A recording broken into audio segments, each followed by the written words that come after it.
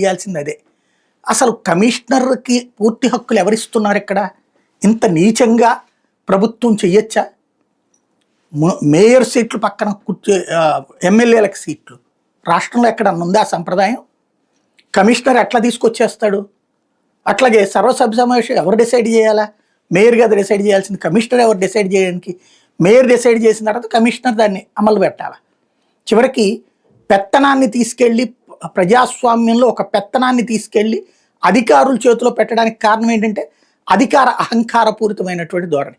దాన్ని మళ్ళీ నీచంగా సమర్థించుకుంటూ రాసుకొస్తున్నటువంటి జర్నలిజం ఈ రాష్ట్రానికి అతిపెద్ద శాపం.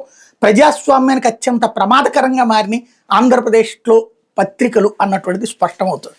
లేకపోతే కోచింగ్ లేకుండా ర్యాంకు కొట్టేది ఎలా, విద్యార్థులపై ఒత్తిడి తగ్గించేలా ఏం చేయొచ్చు? నిపుణుల కమిటీ నియమించిన కేంద్ర విద్యాశాఖ ప్రతి నెల సమీక్షించున్నారు కేంద్ర మంత్రి.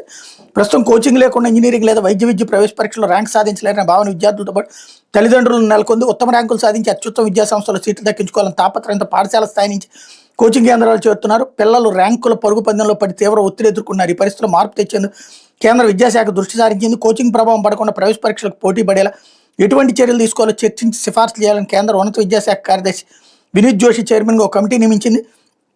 సిబిఎస్ఈ చైర్మన్, పాఠశాల ఉన్నత విద్యా విభాగాల సంయుక్త కార్యదర్శులు, IIT Madras, Trichy, IIT Kanpur, NCERT ప్రతినిధులు, ఒక కేంద్రీయ విద్యాలయం, ఒక నవోదయ విద్యాలయం, ఒక ప్రైవేట్ పాఠశాల ప్రిన్సిపల్ సభ్యులుగా ఉంటారు. ఈ కమిటీ ప్రతి నెల విద్యాశాఖ మంత్రికి పురోగతిని వివరించాలని ఆదేశించింది అన్నట్టు వార్తనే హైలైట్ చేశారు. ఎందుకు దీంట్లో పెద్ద ఇష్యూ ఏమక్కర్లేదు. వాడు ప్రతి ఒక్కళ్ళు చేతిలో సెల్ ఫోన్లు ఉన్నాయి, ఇంట్లో టీవీ ఉంది, ఓటీటీ ప్లాట్ఫారాలు ఉన్నాయి, అట్లాగే ఇంటర్నెట్ ఉంది, యూట్యూబ్ ఉంది.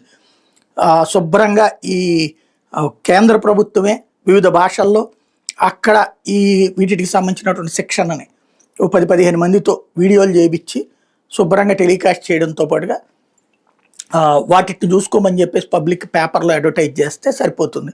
డబ్బులు ఖర్చు పెట్టి అనవసరంగా తగలేసుకునే దానికంటే చక్కగా మారేటటువంటి అవకాశం ఉంటుంది. లేకపోతే సాక్షి